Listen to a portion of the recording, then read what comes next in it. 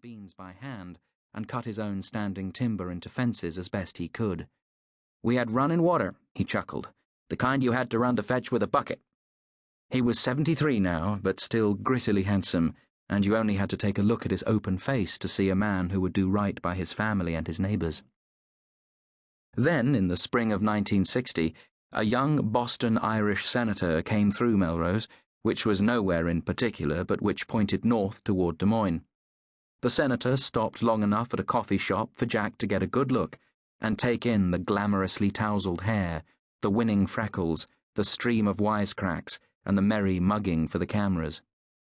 Surrounding Kennedy were fast talkers in snap-brim hats, pulling anxiously on cigarettes while they shook the papers open or pushed coins into payphones. The candidate had put in a lot of Iowa miles already, but in Melrose he poured on the happy-go-lucky like it was maple syrup on a short stack, and Jack Judge just spooned it up, signing on right there and then for the campaign.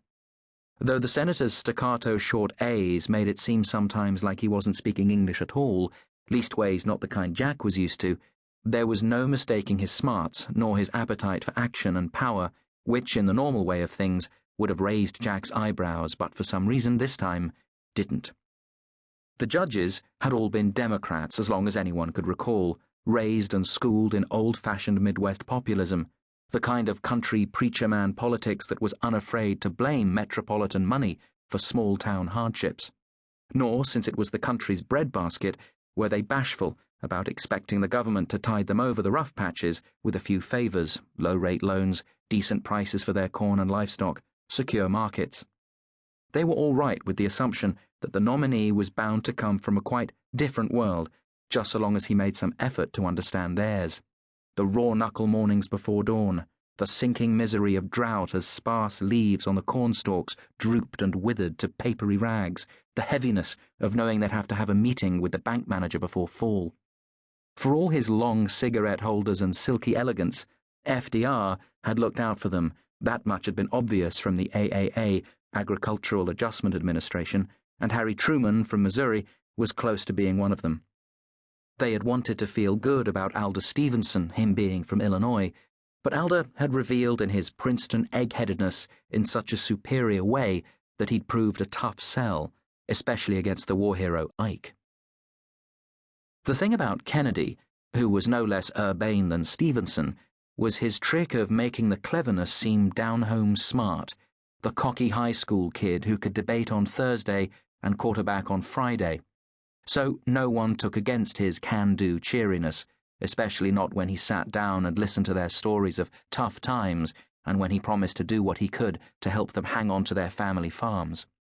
Sure, all politicians talked that way when they were rustling up votes, but this one seemed in earnest, and he smelled, a little, of money himself, to which no one had much objection.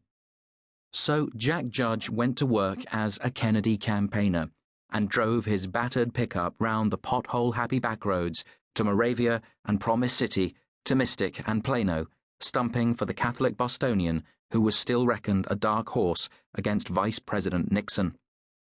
Jack listened to a whole lot of righteous belly-aching about how no one could afford a tractor now that they cost so much, and how you couldn't make a go of it with less than 1,000 acres, so that it was just a matter of time before they'd have to say yes to one of the big agribusinesses hungry for land.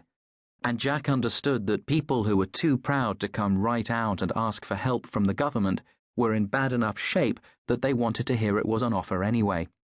So he gave them a little something to hang on to, the hope that there might be someone in Washington who would pay some heed. And Jack Judge was so good at listening and knowing what to say in a neighbourly way that people started to trust him, and as the years went on, they would come up to him in seed stores and wonder out loud why in the world he wouldn't run for something himself.